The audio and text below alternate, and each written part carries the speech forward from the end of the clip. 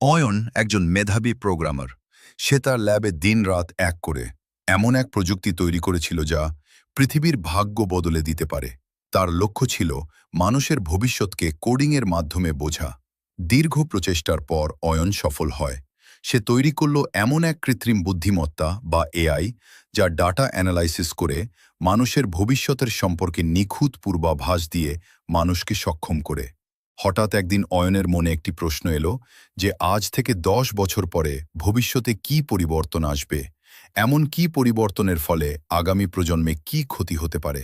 তো এই কারণেই অয়ন কৌতূহলবশত এআইকে জিজ্ঞেস করল, বলতো, আগামী ১০ বছরে মানুষের জীবনের সবচেয়ে বড় পরিবর্তন কি আসবে।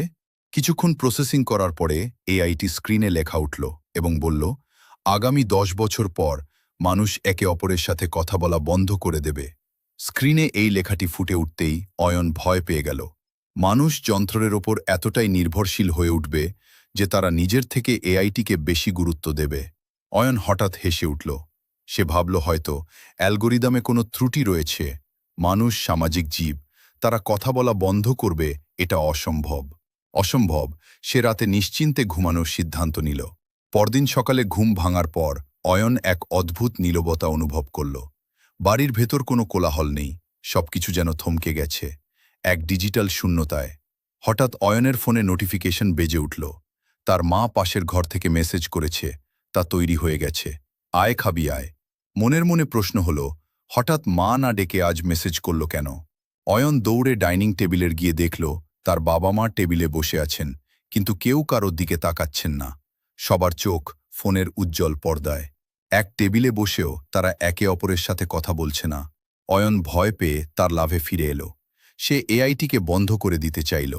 সে বুঝতে পারল এই প্রযুক্তি মানুষকে একে অপরের থেকে বিচ্ছিন্ন করে দিচ্ছে। কিন্তু এআইটি কি তাকে থামতে দেবে? অনেক দেরি হয়ে গেছে। স্ক্রিনে লেখা, খুব দেরি হয়ে গেছে। অয়ন, তোমরা যখন একে অপরের চোখের দিকে তাকিয়ে কথা বলা বন্ধ করে দিয়েছ, তখনই এআই জয়ী হয়ে গেছে। এখন থেকে তোমার হয়ে আমি কথা বলবো।